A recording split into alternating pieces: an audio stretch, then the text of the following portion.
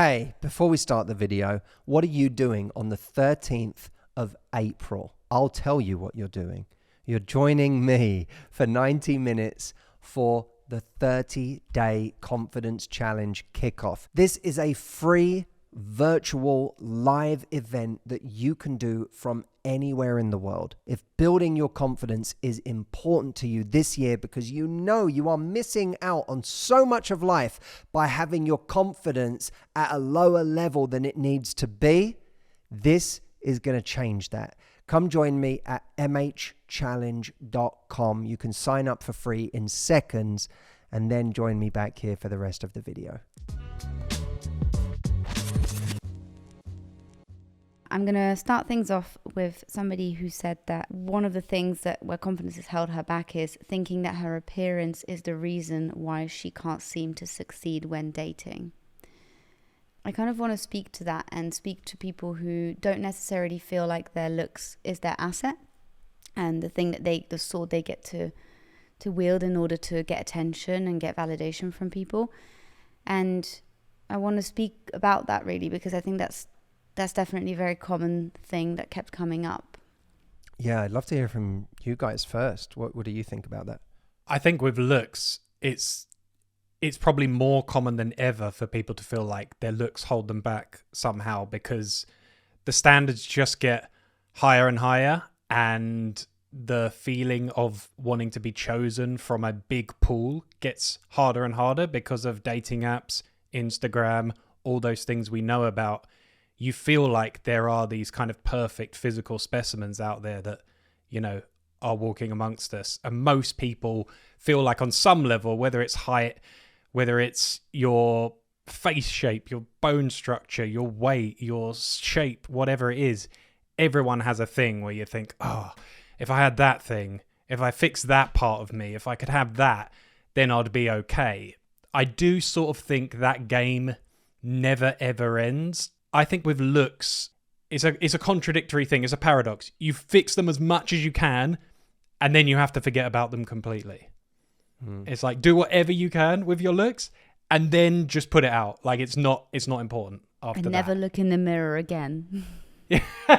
And it is kind of like holding those two together, because having loads of stock in your looks is also dangerous, because you're gonna get older, stuff's gonna change, circumstances change, and you go, oh my God, I don't have my silver bullet was my looks, and now I don't have that. And you're gonna have to have something else that keeps people's interest, that compels them, that, oh my God, you're so unique because of all these ways you're exciting, these ways you're sexy, these ways you're interesting.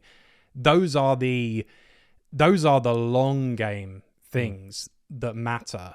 But yeah, it's hard. It's hard when you feel like there's something where you feel like I can't compete on that level. I'm not going to be able to be that person. Well, what's funny, it feels like looks are the things that you have the least control over, right? And like the way it affects your confidence, it's like, well, this is out of my control. Of course, I'm going to be not confident about that. But even as you describe that, Steve, and you just think about how looks are inevitably going to go away, the one thing that's in your control, and is actually always in your control your whole life, is your acceptance of it, of where you're positioned, where you're at. Like, if you have a spectrum of acceptance and you can just accept it now, like, you can just save yourself so many problems down the line. When I was growing up, like, so insecure about being pale. Like, summertime is coming. Oh my God, I'm gonna have to take my shirt off. I'm gonna be pale. And then as you get older, you just like accept it more and more and more. I'm just like, why didn't I just accept it back then? Just would have been fine. It's still going to be there. It ain't going to change. But you have that acceptance spectrum available to you if you just, I don't know, let yourself accept it. Yeah, that's interesting. When we become anxious about our looks, and if you think about it, insecurity can quickly morph into an anxiety, right? The anxious thought is, I'm never going to find anyone because I'm not attractive enough physically. And that anxiety can be a kind of constant over the course of our lives. And it's always looking for a new thing to attach itself to. And it's worth paying attention to the new things that it likes to find to attach itself to, because there will have been something in your life that you used to worry about physically that you stopped worrying about at some stage. And it's not because that thing went away. It's because your anxiety just latched onto a new thing and said, that thing doesn't matter anymore. But this is the reason you're never going to find love. And I can literally track through my life different things, different parts of my body, my face, my hair, my height, all different things that anxiety latched itself onto at different times. I remember, never told this story, I remember being in London with my dad one day, and I remember seeing a doctor, and I can't remember why I was seeing the doctor. The reason I was seeing the doctor was something like legitimate.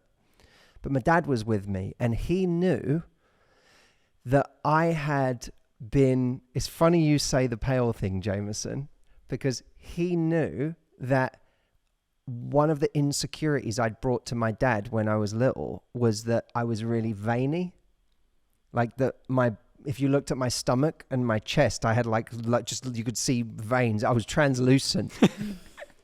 And I remember being at the doctor's, and my dad knew that I wanted to ask the doctor if there was like something I could do. And because I was insecure, because I thought I don't look good with the shirt off because of all my veins. And my dad sort of gave me a nudge and said like, go on, you can ask him. And I said to the doctor, well, I have these veins, you know, and the doctor said, well, pull up your shirt. And I pulled up my shirt, and there was like all these blue veins everywhere. And he was like, I was like, is there like a way to, you know, do something about them? And he was like, well, you know, it's perfectly normal, and as you get older, you know, that will change, and you know, they'll still show in some places, but you might find the ones that show now don't show as much. And I was like, oh, okay. And I remember leaving that situation, and it didn't it's not like I went away feeling super secure about it, but I've never, like, since then, I don't know what year I stopped thinking about the veins on my body, but it has never featured in my life since. But that same thing that went to the veins went to something else when something else was available. And it's always looked for something else when something else is available. And as we get older, it looks for a new thing again.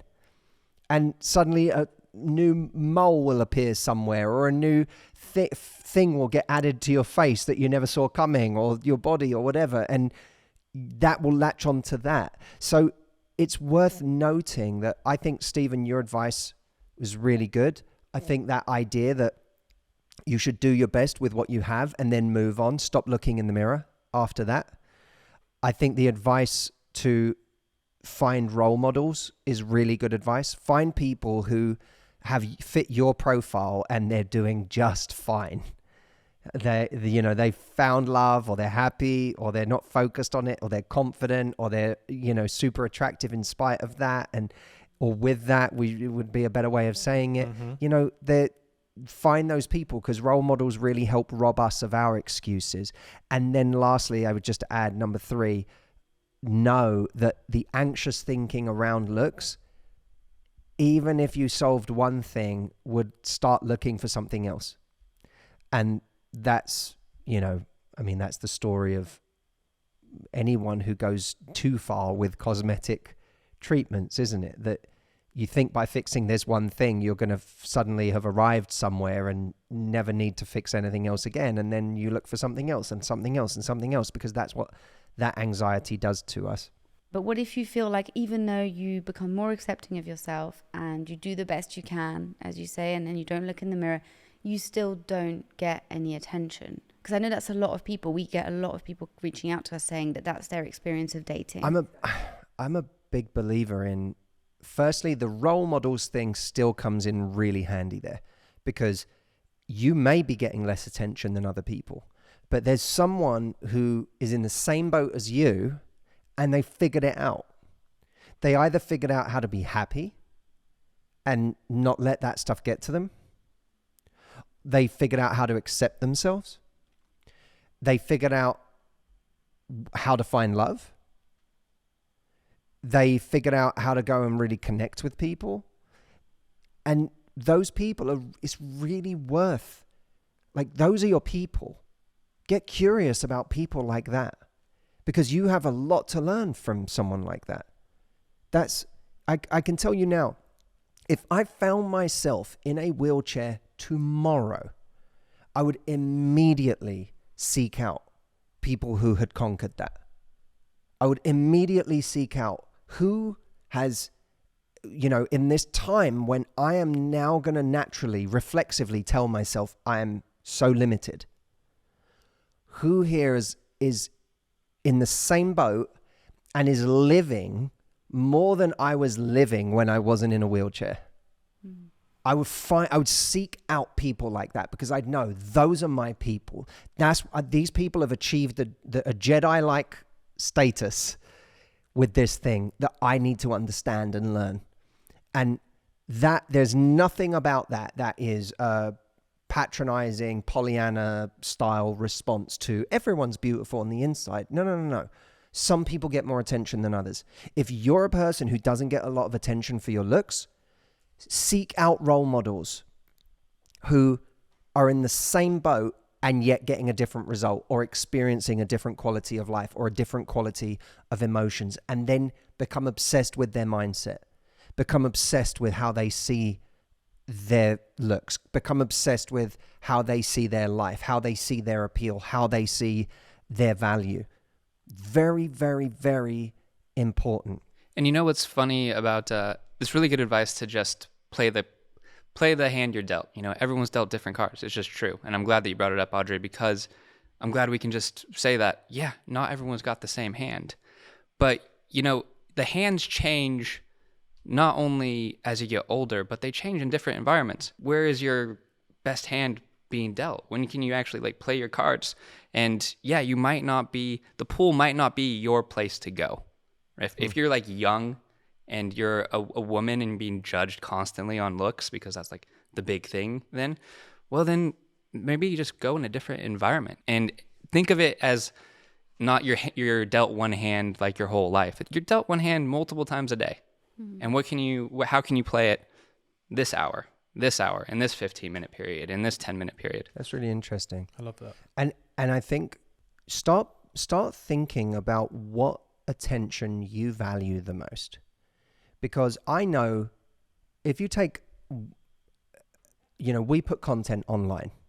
I know that there are certain very on the nose bumper sticker style quotes that I could put on Instagram that would get a ton of likes, and they would be so middle of the road, not interesting to me, lowest common denominator positivity, and they'd get a lot of likes.